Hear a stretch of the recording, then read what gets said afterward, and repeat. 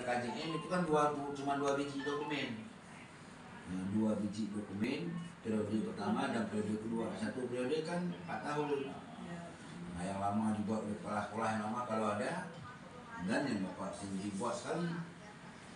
Nah, itu untuk RKJM. Kalau RKS, RKT kalaupun tidak ada sama sekali, di laporan bos kan ada RKA, RK apa namanya, RKAS, RKT penting. Kan nggak mungkin nggak ada itu kan. Nah, mulai dari program, jangan lupa buat laporan. Buat laporannya dari hasil laporan bos itu boleh. Keuangan. Nah, laporan keuangan nggak ada yang hilang kan? Nah, dengan pulang jangan nanti ke dinasnya ada, di sekolah nggak ada. Nah, gitu. Itu aja kan udah ada. Kalau mau buat laporan kegiatan, lihat aja laporan keuangan untuk tanggung jawab SPJ.